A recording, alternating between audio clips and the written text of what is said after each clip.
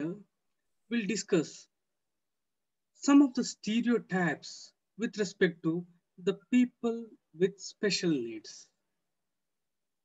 Like the things which are there in like bright, bold letters. These are the stereotypic things. People say all sort of things. Say for example, this is a person who is like physically challenged, but many people make fun of them. That's nothing new if we see these kind of things. Say, for example, a person walks like this. I have seen many people making fun of these people, saying that, hey, they call these people a Michael Jackson. For them, it may be a very, very like joyous thing. On the other hand, say, for example, a person moving in wheelchair. Some may stare at those kind of people and they never like keep never take off their eyes. You look so different. So you think of those people how they feel. Say for example, like there's a group where all are white, you're the only black person, everybody is looking at you just because you are different. So how will you feel? Not only that, with respect to, see, these things are very very important, especially with respect to the people with special needs. In fact, the term itself is being going on in a evolution. Physically challenged, special needs. Now they have come up with the prime minister using the word Divyangan. So other thing, like say for example, a person who is handicapped, you also might have come across like this. Do you also have kinds like this mind in your mind? Do you have stereotypes like this? Just because your legs are not working, if someone thinks that your mind is also not working, that is a stereotype. My dear students, if you have anything like this, please remove them. You're an administrator, you're a civil servant. You shouldn't have these kind of stereotypes. This community people, they are the stealers, they are the robbers, they are aggressive. This community people, they are very soft, very polite, well behaved. Handicapped person, legs are only not working. So if you are correlating that these people cannot even think properly, then you are still having a stereotype. Please don't have these kind of stereotypes. These are a hindrance for our unity. In diversity, if you have these kind of stereotypes, it will be having negative repercussions, my dear students. So here, in case of creating stereotypes, the children you see in the illustration here were seen as disabled. Previously, it was called as disabled, PH, physically challenged. So these were like little derogatory, like very, very like offensive kind of word. Like while I was there in many institutions, when people with special needs, when they come, they used to like they were shy to say that I am a physically challenged person. This is the truth. Dear students, here nobody will get angry, nobody will get insult if someone says those things which are not present in them. A person who is not having legs will feel bad if you say, if you address him like a person who is not having legs. A dark person may feel bad when you say a kala, anything. So here, the way you approach the things are very, very important. Physically challenged person, like why should he feel bad when someone says that you're physically challenged, you're disabled? Means having physical and mental condition that limits their movement, senses and activity. They do feel bad. A short person will feel bad. A potada means they will feel bad. You may think, what is there? He's short. That is the reason why I'm calling. That should not be. You will be hurt when people say the things what you have. They won't be hurt if someone calls you with something which you don't have, because you don't care, because you're not that person. Now, this word disabled has undergone change, and the term has been changed now, and the term used is children with special needs. Dear students, this is the word which you have to use in future. Our Prime Minister has been using Divyangan, means special organs, people with special organs. One may not be having legs, but he will be having a sharper vision or sharper capacity to hear. So that is a little controversial thing.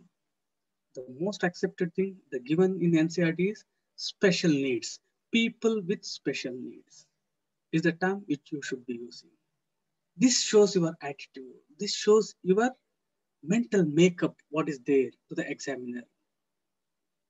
Now, let me ask you a question, very important. Please do consider this one.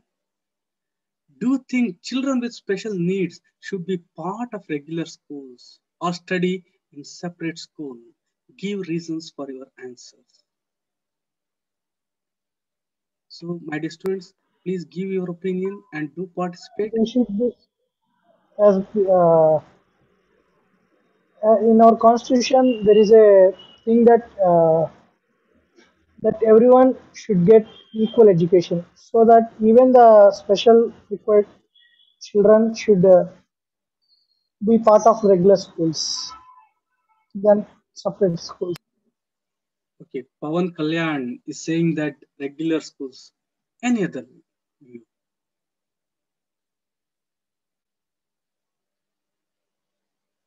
What is the reason you have given constitution? So they also should be given. So how is that relating? So any other answer? They should be part of regular schools, not a separate school.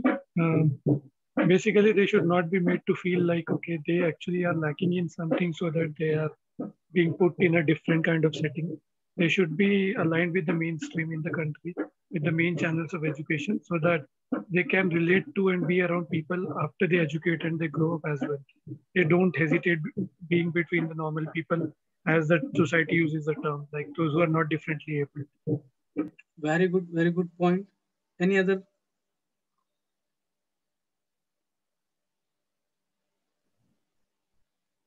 And one more important thing, my dear students.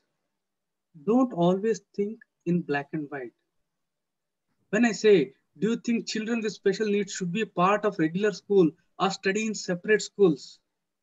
Don't think in this separate, these lines itself. Can we have a hybrid kind of model? What you said is definitely true, but these are the children with special needs. A person who cannot see, a person who cannot hear, how can they be part of regular school? So here you can come up with the things that to the extent to meet their special needs, to the extent to meet their special needs, we can have separate schools, isn't it? Say for example, a blind person, a person who cannot hear, and a normal person, how can we put them and teach them? But so that is where you have to think. This is an important thing in decision making. Here you have to think. Always decision making is about options. Whenever they give you options, you have to come up with more options. So to the extent of meeting their special needs, we can have a separate school, or you can say that in the same school, You can have separate section. For some of the things, we can mingle both of them. And also, you should have to stress upon some things, like a person who is not having legs. So they should be given facilities. So here, you have to come up with a very, very innovative and also the most provoking thing. Regular school, very good, conceptually very good, but there are some difficulties to meet the special needs of these children. So both will be the thing, and you have to mingle them. So you should give chance for them to mingle. Say for example, in dancing, in cultural activities, in singing. So we can come up with some hours where these two people can meet and come together. Yes, sir, good point. So these kind of things and many more. See, these are just simply views. So you have to come up with more number of views of your own. So decision making is all about coming with more options first. Afterwards, we can evaluate which is good, which is bad, right? Next, inequality and discrimination. In this, my dear students, discrimination happens when people act with prejudice and stereotypes. See, very, very important. First, we have discussed about diversity.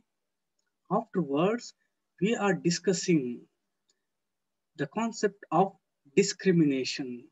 Here, which are the two important things which are bringing about discrimination?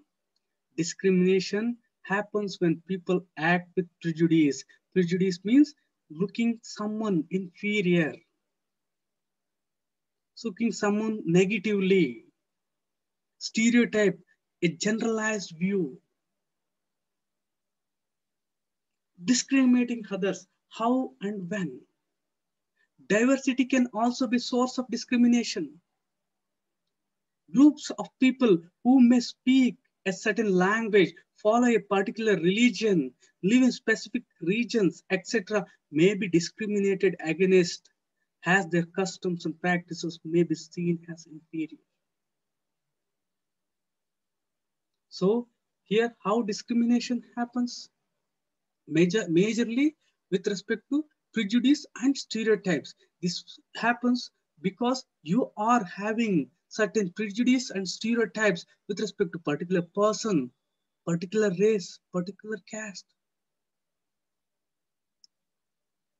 Say for example, LGBT community, you have a particular stereotypic or prejudiced view towards them. That is the reason why you discriminate. All may not be the same. So if you have prejudice and stereotype, you cannot have unity in diversity. See, this is the example which we went through yesterday. These two Samirs, one is from Hindu community and another is from Muslim community. At the same time, they are having different background. Two Samirs are different in the economic backgrounds. Samir 2 is very poor, a person who is selling a newspaper. Can we call this difference as diversity? Here, I have given you the concept of the thing, but here, these kind of things, we cannot call this as diversity. Poor and rich, we cannot call this as diversity. This difference is not a form of diversity, but it is inequality. Poor people who are poor do not have resources or money to meet their basic needs of food, clothing, and shelter. They experience discrimination in office, in hospital, school, where they are treated badly because they are poor. This inequality is leading to discrimination. So diversity, all the things diverse, we cannot consider.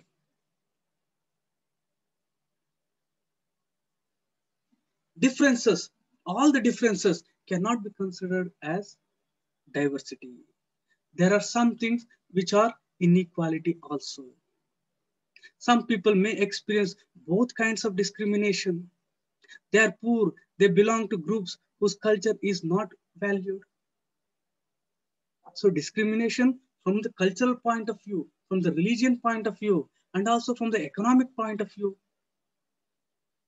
Tribes, some religions, groups, and even particular regions are discriminated against for one or more of these reasons. So moving forward in this, they have given the example how casteism is playing the things. On being discriminated against, people are engaged in different kinds of work like teaching, carpentry, pottery, weaving, fishing, farming, etc. To earn a livelihood. However, certain kind of works are valued more than the others. Activities like cleaning, washing, cutting hairs, picking garbages are seen as tasks that are of less value, and people who do this work are seen as dirty and impure. So this is a pure case of prejudice where you are seeing some people who cut your hairs, picking garbages, cleaning the things, washing the dishes. You consider them as very inferior. This belief is an important aspect of caste system. In the caste system, communities, groups of people are placed in a sort of ladder where each caste is either above or below the other. Those who place themselves at the top of the ladder are they call themselves an upper caste and saw themselves as superior. The groups who are placed at the bottom of the ladder are seen as unworthy and called untouchables. Dear students, here I would like to make one point clear for you. Here in caste system is a very bad thing what we have in India. So you have got Brahmins, you have got Kshatriyas, you have got Vaishyas, and you have got Shudras. So dear students, one point here, these are called Dvijas. Dvijas means twice born, twice born. So you can ask me how these people are born twice. So one after their birth and second one after when they were Janivaram. So that is a new birth they say. So here your Brahmins, your Kshatriyas, your Vaishyas, these are the people who are wearing Janivara, the sacred thread, and they are twice born. And your Shudras are Ekaja. They are born only once. And my dear students, all the castes other than Brahmin, Kshatriyas, and Vaishyas are considered Shudras. Now, it is said that almost after the fall of Nalandas, there is nothing like Kshatriya dynasty in India. So, like it's a different opinion. There is no martial caste. The things have gone very blur. But one point, the people other than Brahmin, Kshatriyas, and Vaishyas are called Shudras. Say, for example, Vakkaligas, your Lingaitas in Karnataka, they never fall into Brahmin, Kshatriyas, and Vaishyas. They will be considered as Shudras itself. All the other things, say for example, your Jats, your Yadavs, Reddis, Kammas, Nayars, all these things are considered as Shudras in the caste system. But there is one another important thing, that is dominant caste. The caste which I mentioned, say for example, your Vakkaligas, Lingaitas, your Jats, your Yadavs, Reddis, Kammas are dominant castes. Over a period of time, their dominance is so powerful that they almost dominate this Dvijas, Thakurs. So if you go to the root things, all these castes, other than your Brahmins, Kshatriyas, as I told long back, there is no martial caste, and Vaishyas, who all these people were Janvaras. All those who are not wearing them are considered as Shudras. So why I said is not to offend any caste or anything. I too belong from these things, but the thing is to make the point clear, the concept. But there is one other concept which you can add, that is dominant caste. Dominant caste is one which is very, very powerful in the area, right? So here in casteism, what they are doing, very bad thing in casteism is they are putting some caste at the higher and the other at the lower. So the people who are at the bottom ladder are seen as unworth and are called untouchables. So Shudras are at the bottom, Brahmins at the top. Dear students, the caste rules, 1 minute, the caste rules was the caste rules were set which did not only allow the so-called untouchable to take on work other than what they were meant to do. For example, some groups were forced to pick garbage and move dead animals from the villages. But they were not allowed to enter the homes of the upper caste or take the water from the village well or even enter the temples. Their children could not sit next to the children of other castes in school. Thus, upper caste acted in ways which did not give the so-called untouchable the same rights as they enjoy. Dear students, here casteism is one of the worst thing in that untouchability concept is very, very bad. And one very, very important thing from all the aspects, never ever defend untouchability, because Article 17 of the Constitution says that untouchability is abolished and practicing untouchability in any form is punishable. Not only that, if you say that untouchability is right, if you say that the people who are called untouchables are worth not to be touched, then you may be behind the bars. Not only that, like here, even if you are saying, if you are defending untouchability, also you are against the law. Not only practicing, you can't even defend also. Similarly, with respect to any other thing, say for example, dowry, female infanticide, or any of those things, you are not practicing, okay, but you cannot also defend, you cannot defend these things. One of the most important thing why we still have caste traditions with associated with all these things is marriage.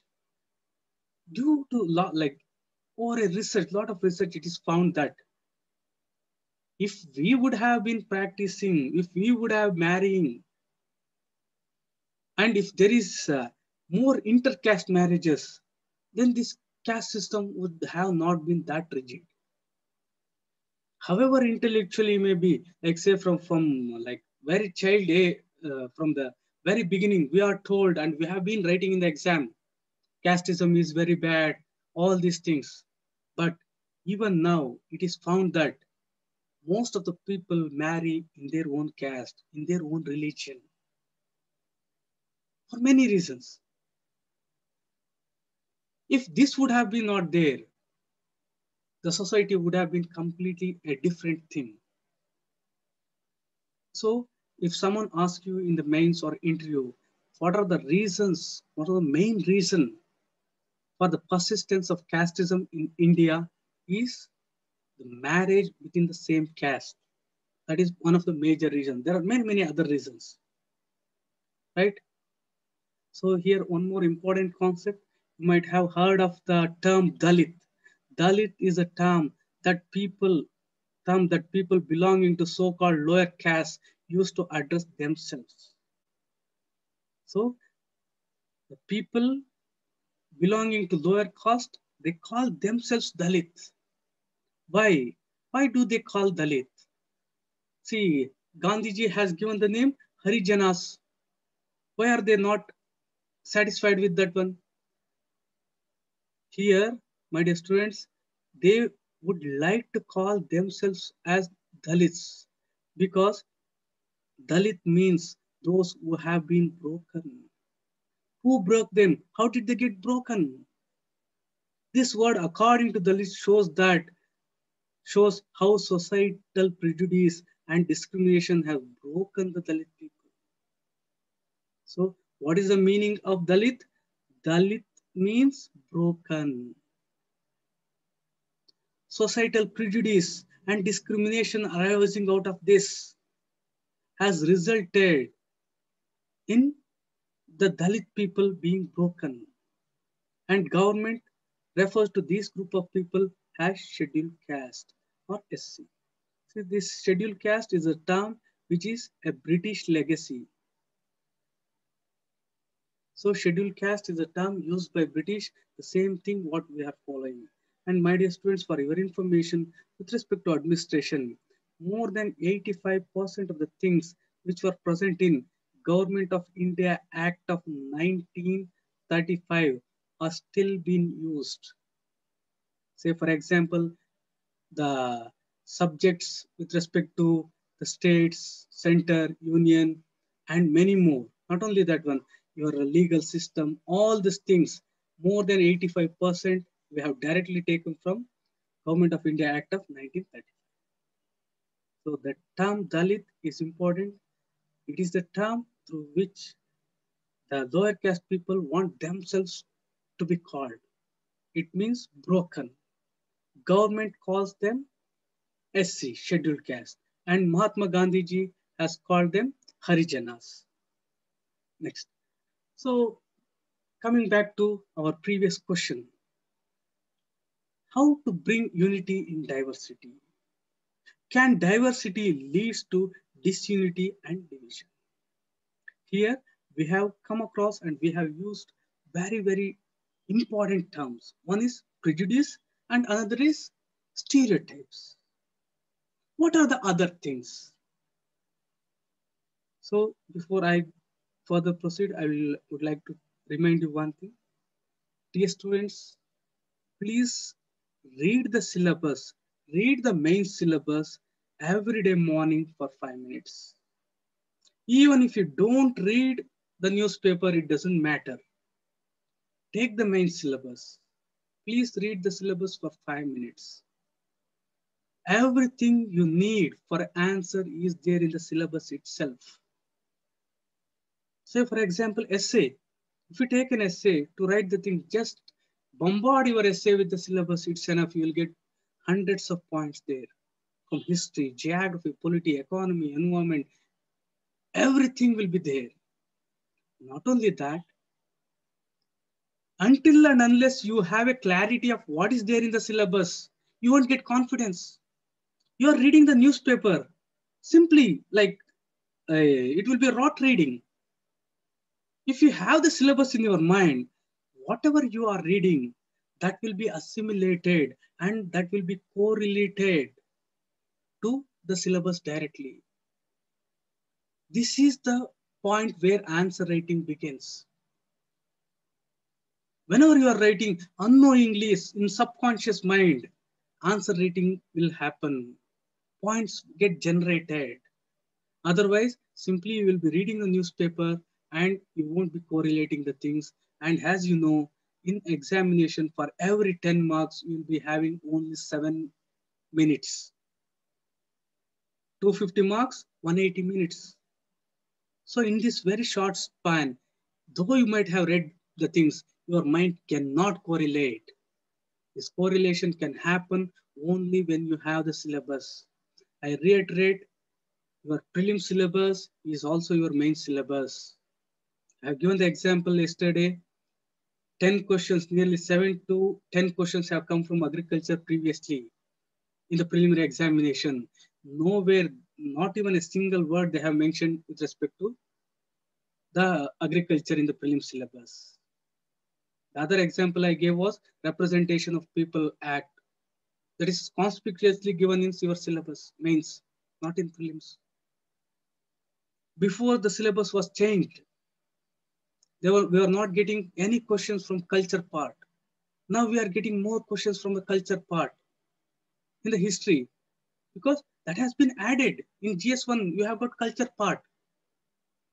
So dear students, when you are reading anything, please correlate that to syllabus. See how many points you have covered in the syllabus. What are the things? I challenge you, and this is very, very important, and it's a secret, in fact. Until and unless you have got the main syllabus in your mind, you won't get confidence at all. You will be directionless. You won't be knowing how much I have read and how much I have to read. So coming back to the thing, please read the syllabus, main syllabus daily once. Make it a point, just read it. In 3 weeks, the confidence you will be having is very high, because you know what exactly is there in the syllabus, right? Moving forward, how to bring unity in this very important thing is ethnocentrism. What is ethnocentrism? Ethnocentrism, okay, ethnocentrism, ethno means you, centrism, judging the culture of, judging a culture to your own standards of what is right and wrong is called ethnocentrism. Means, say for example, you are a vegetarian. You are judging other cultures through this one. According to you, according to your culture, something is good. So you are taking this and you are judging other cultures. You use your culture as a center and evaluate other cultures based on it. Even say for example, I am from some culture other than, say for example, Hindu community. Then I may say, like, people having bindi is something like orthodox or very inferior, or piercing your nose maybe considered inferior. So ethnocentrism means whenever you are judging a culture to your own standards of what is right and wrong, that is ethnocentrism. So my dear students, here, can diversity leads to disunity and division? Yes, if you are having ethnocentric mindset. If you think that my religion is the only good one, if you are evaluating other religions based on your religion, if you are evaluating something, say for example, a well-mannered gentleman should be like this. According to your culture, that is the thing.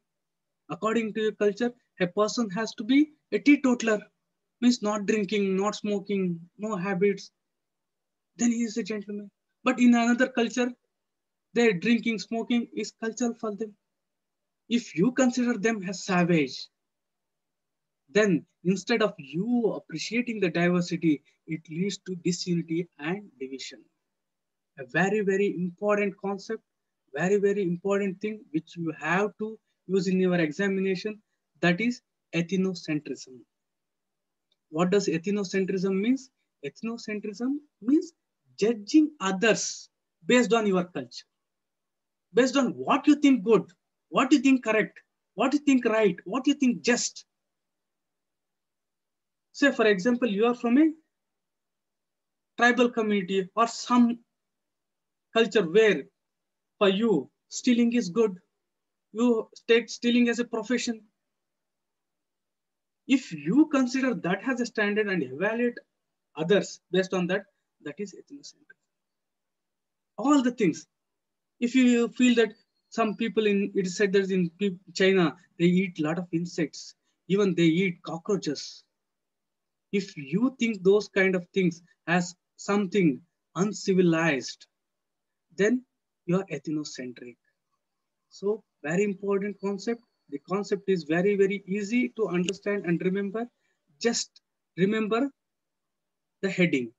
Ethnocentrism. My dear students, don't ever try to by-heart the definition. If you try to by-heart the definition, you may have to by-heart minimum 1 lakh. Maybe like at least in thousands.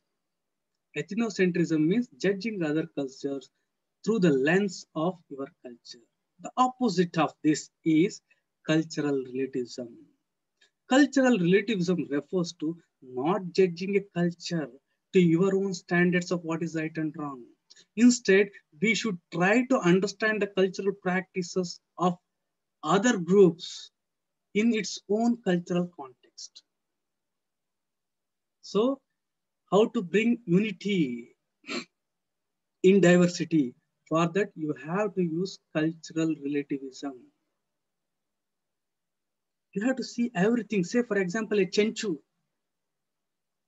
a Andamani Highlander, a tribe. You cannot consider them as savage or something inferior. We also will be judged in a ethnocentric view by many people. Say, for example, we normally, like say, for example, in summer, they say, please like wash the floor. It will be very, very cool. You can sleep on the ground itself. But if this is seen by some Western or American, they feel this as something like disgusting because they might have never seen anyone sleeping on the ground itself. They may see, we'll be going for like pujas, we'll be doing idol worship.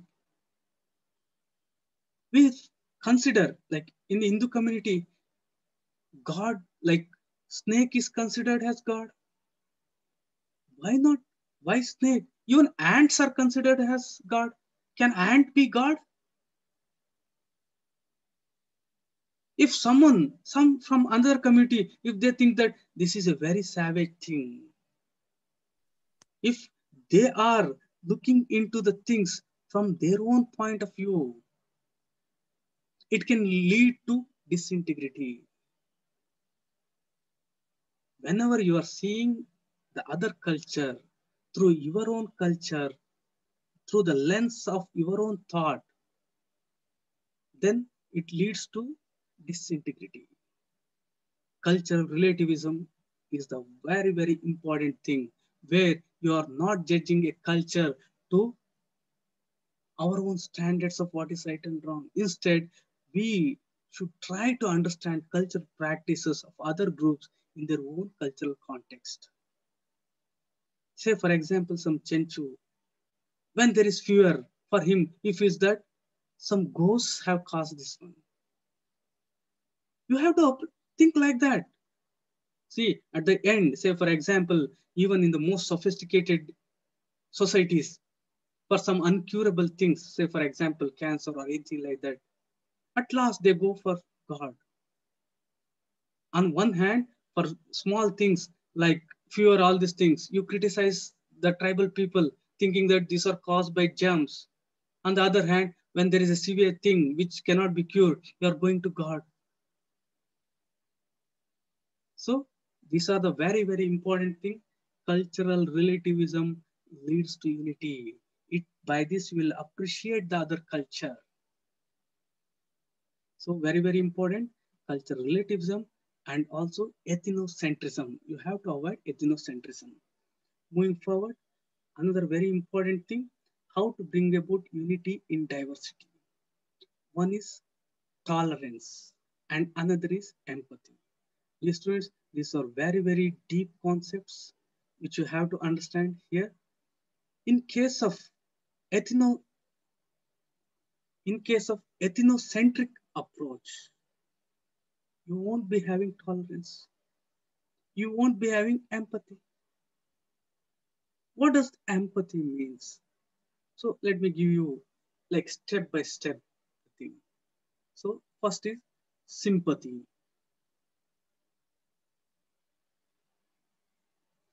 Okay, let me take higher from lower to higher. Sympathy. A greater virtue than this is your empathy.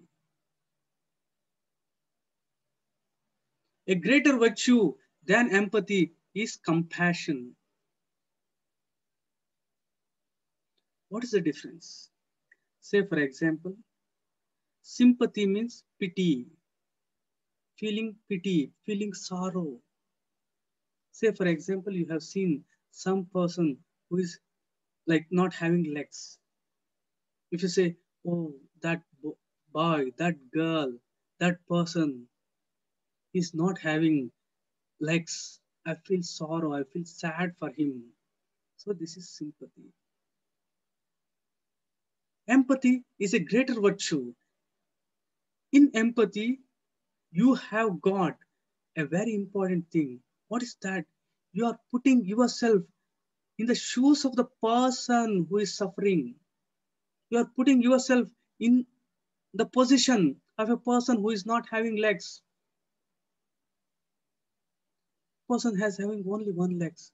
You are putting yourself in his shoes. You are analyzing the things. How this fellow. Say, for example, another instance where the person is not having eyes. Can you think of how you are putting yourself in his shoes? How this person does?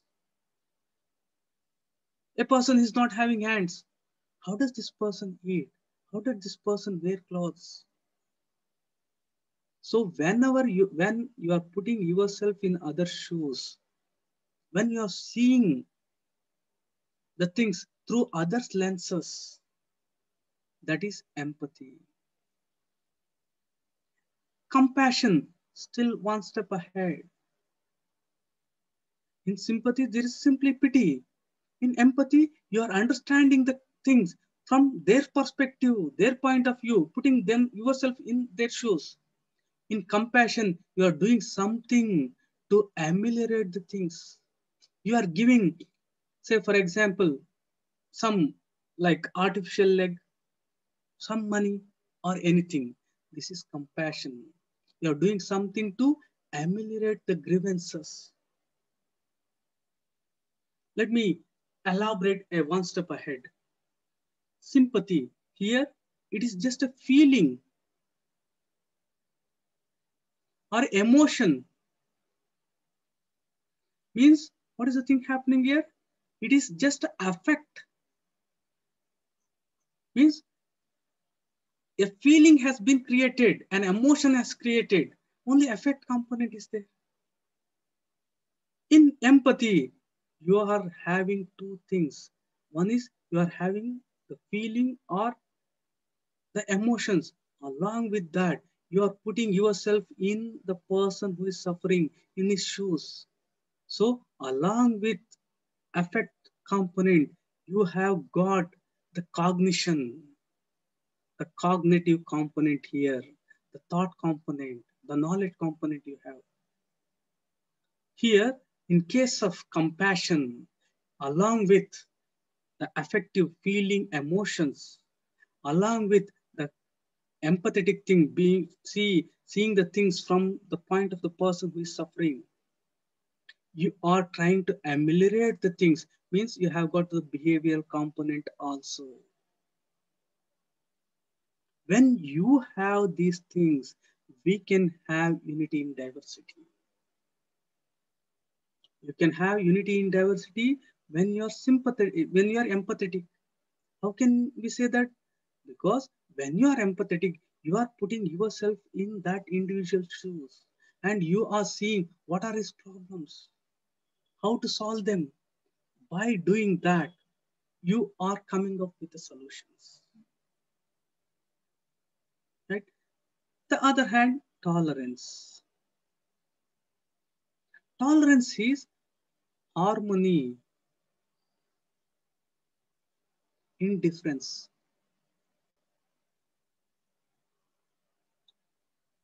We are the nation where you have got diversity in majority of the aspects. You have got diversity in majority of the aspect. Difference in religion. If I think, say for example, I am from X religion. If I think mine is the only religion, superior religion, and in this I am not eating same thing. Say for example, I am not eating non-vegetarian. I am taking bath daily. On the other hand, there are people who are eating non-vegetarian, who like maybe for many reasons they may not be taking bath daily. If you consider these people are inferior, or if you are not tolerant to these differences, then clashes do appear. Right? My dear students, these are some of the things which you have to keep in mind and you have to write to bring about unity in diversity. So let me sum up the things with respect to this another, like there are many important aspects, say with respect to like Dr. B.R. Ambedkar, all these things. We'll take up those things, but these are very important. As I told you, your whole ethics syllabus, your essay, and your interview all are very closely related to this three chapters, social and political life. So you have to give a lot of importance to these things. So, what are the things which are coming in the way of bringing unity in diversity? One is prejudice. Prejudice means seeing others in an inferior way or in a negative way. Prejudice. Stereotype is a overgeneralization, a fixed image for an individual, an organization, a thing, or anything. Stereotype. If you have these things, you cannot have unity in diversity. Next, moving forward, ethnocentrism. If you have got ethnocentric approach, if you are evaluating your culture, if you are evaluating other cultures, other things from your own cultural point of view, you cannot have unity in diversity. At the same time, you should have cultural relativism, means seeing and evaluating other cultures from their own perspective, from their own cultural background, from their own cultural history. Next is a thing with respect to tolerance. You should have tolerance for the differences, for the diversity. Diverse, we are diverse in many things, dress, everything. You should have tolerance. This tolerance can be cultivated when you have cultural relativism and also when you have empathy towards the people whom you are addressing or whom you are seeing. So these are some of the most important things which you have to be considering. So any doubt with respect to these things?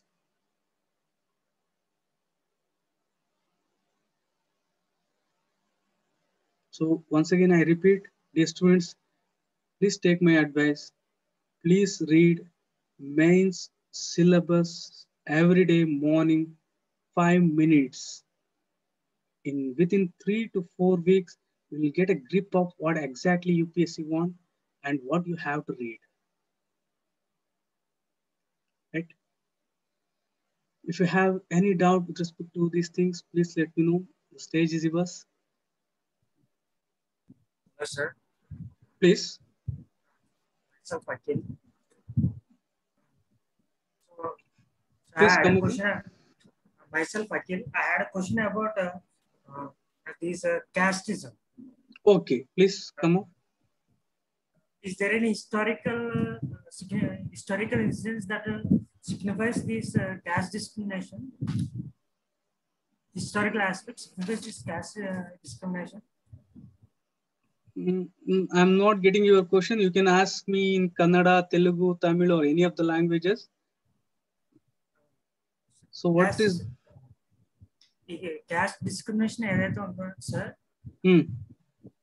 ఇది దేని వల్ల వచ్చింది historical aspects వల్ల Okay. So there is no definite answer. There are many things. So if in fact there are 10 to 15 hypotheses for that. So one say that even divine theory, they say that even God has created. So it is like they say that in some Upanishads and all these things, they say that like Brahmins came from head, like that. Some say that it is because of caste rigidities with respect to occupation. So some were allowed to do only certain kinds of work. So there is nothing like well-defined thing, historical thing, and also even some authors have defended the caste system. So there is nothing like that. They are simply theories or hypothetical things. So then, present situation, what are caste system discrimination base అయ్యేది ఏంటంటే historical aspects మీద ఎవరైనా present సొసైటీలో caste ని judge చేయడం జరుగుతుంది. Then how can we define as a bureaucrat? We cannot defend caste system or any untouchability because anything like discrimination cannot be there, because in ours is a secular country. All these things, even you can put those people who are defending caste system or untouchability behind the bars. Any discrimination is not tolerated. Any discrimination, all are equal. We have to go to the concept of human values. Human values, what are these human values?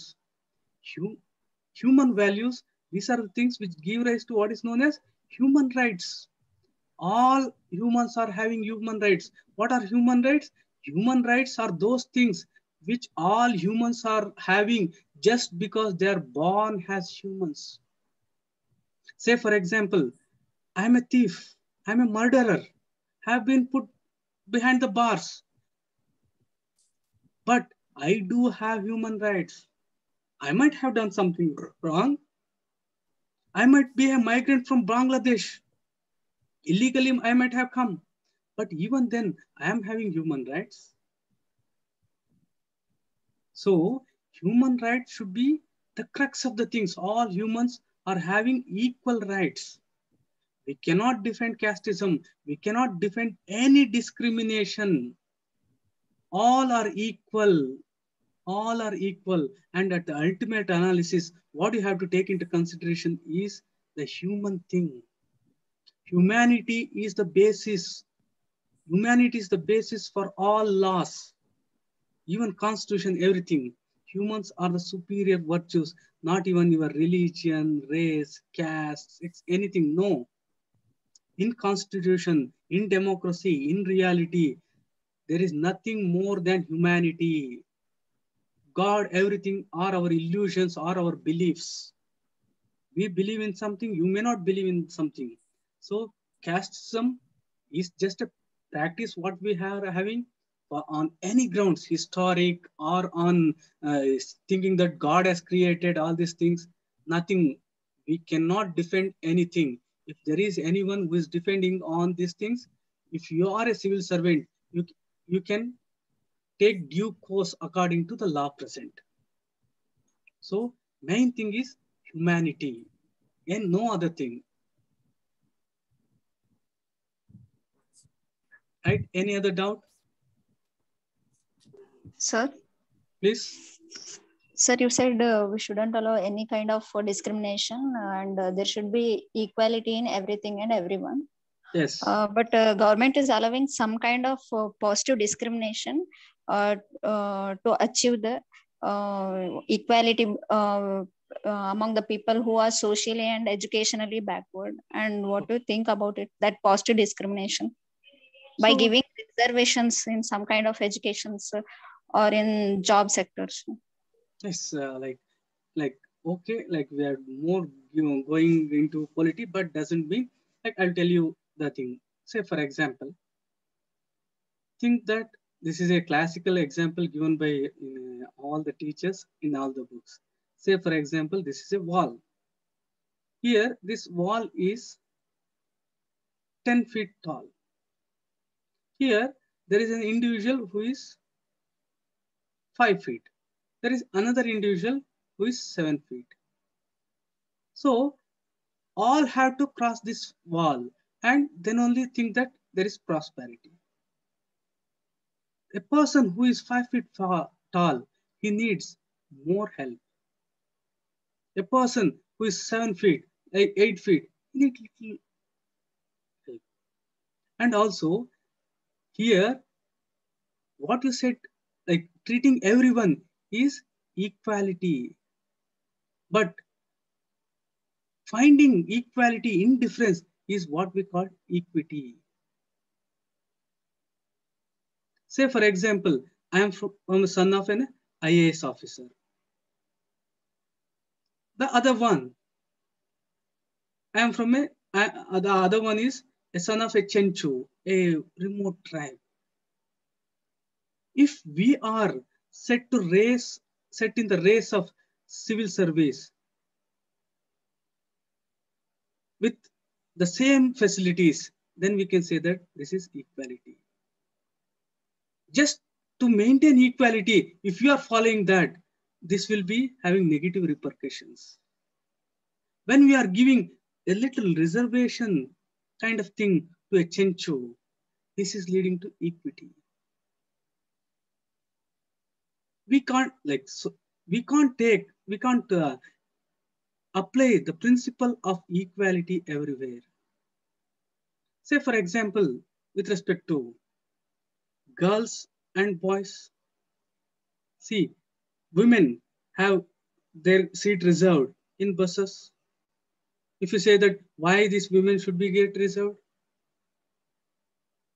everywhere, see, that is the thing. So what I'm saying is there are some basic things with respect to equality. This equality principle cannot be maintained when both are in different stamina, different position. To overcome that, we have got reservation. Here the thing is, it is a different thing that it is being misused. When the question comes whether to have reservation or not, your thing is that like from a bureaucratic point of view, and my dear students, always what I say is, if you are writing any answer, it should be in such a way that the person who is evaluating should select you, because this will be he will be the person who will be most suitable for civil service.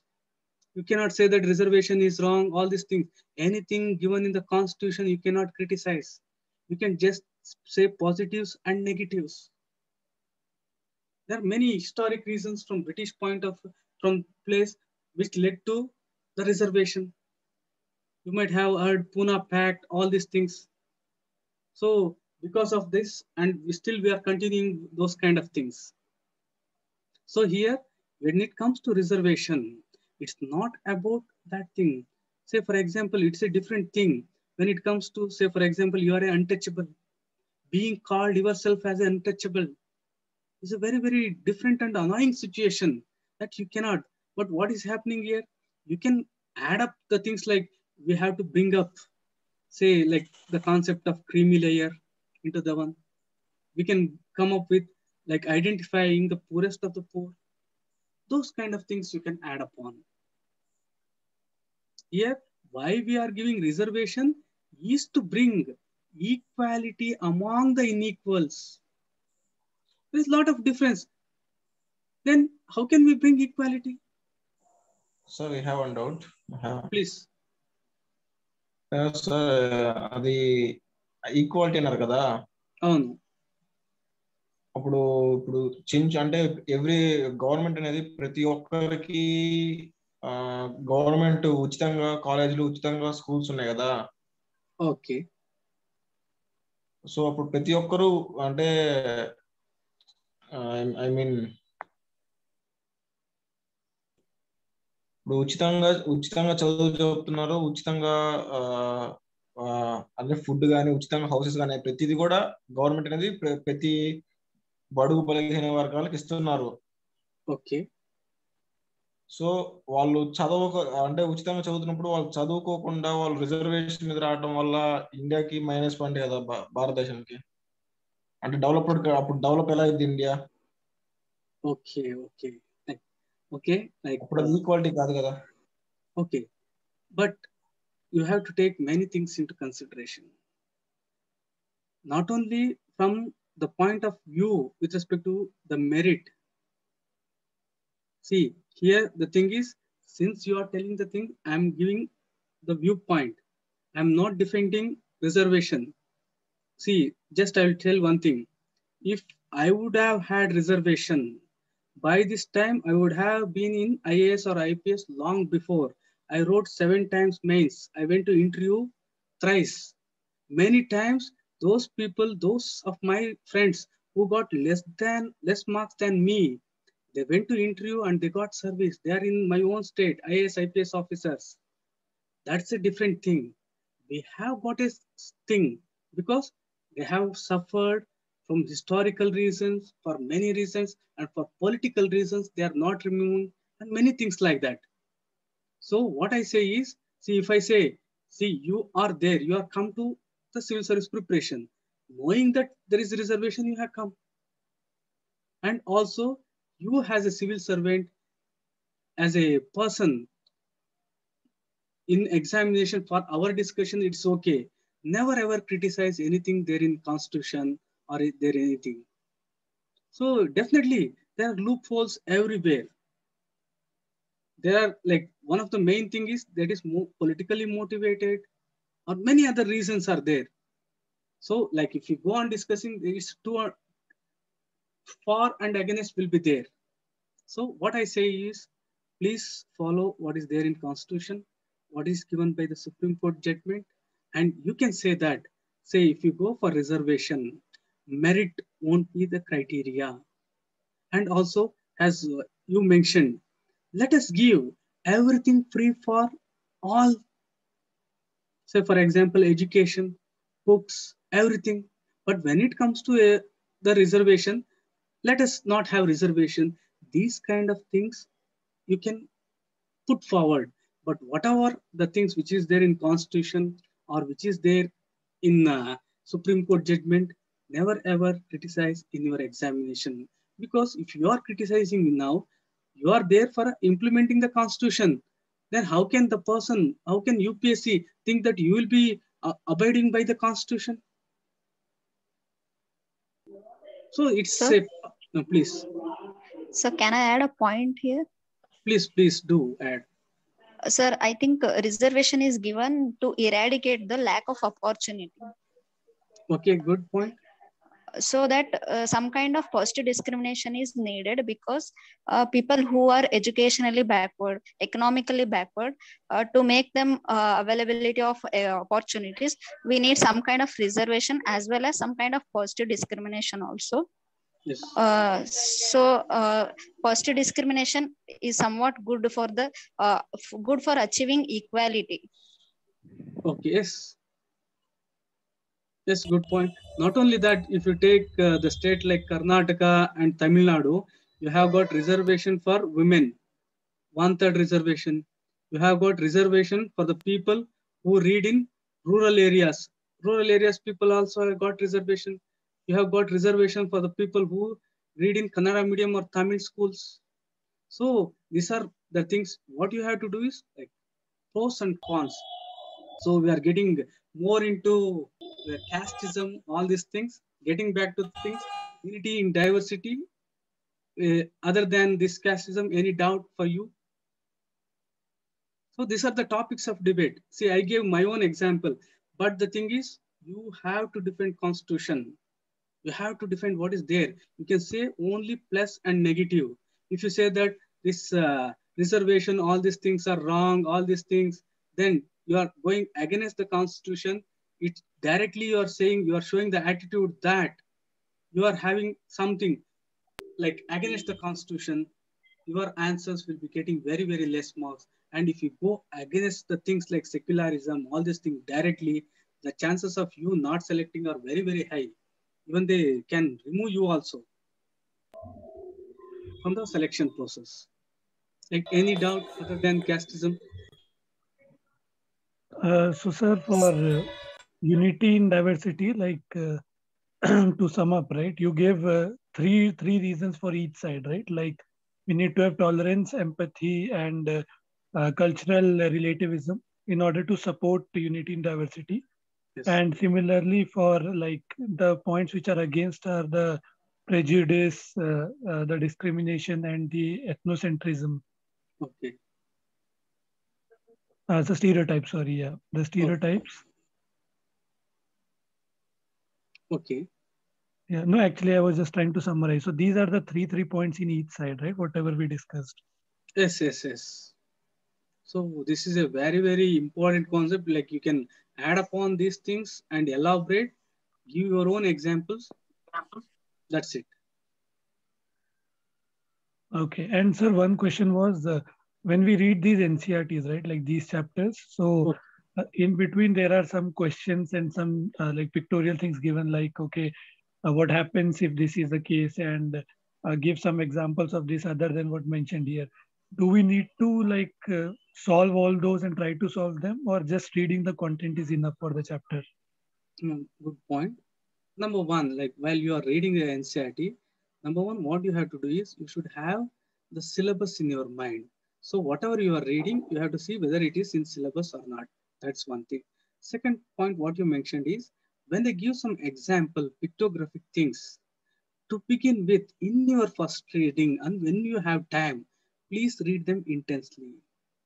Afterwards, you underline some of the important things. Say, for example, the whole chapter which I have thought, like prejudice, the meaning of prejudice, some examples, the stereotypes. These are the only important things. Other things are for you are evolving the things. While reading in the first reading, please do read them. But when you come to second reading, you have to read only the underlined things, nothing more than that, because by that time your thought would have been evolved, like what you will get, what is diversity, all those example, all these things.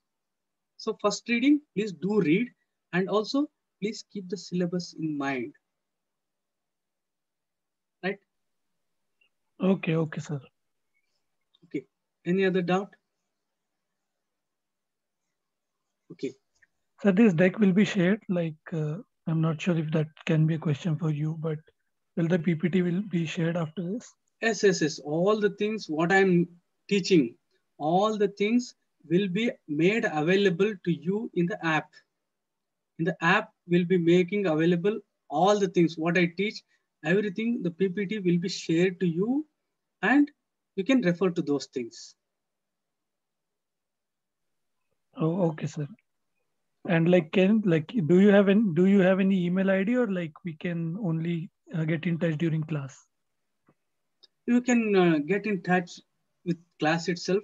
If you need anything like the thing, like you can get into the things like specific doubts or anything like that over a period of time. As of now, we'll get in touch in the class itself. Okay, sir. Okay. Okay. Any doubt, my dear students? So one important thing I reiterate, please do read the syllabus daily. It is very, very important. So we'll continue the discussion further. It was a nice some of you discuss, and also for those students who have not yet discussed or anything, it doesn't matter.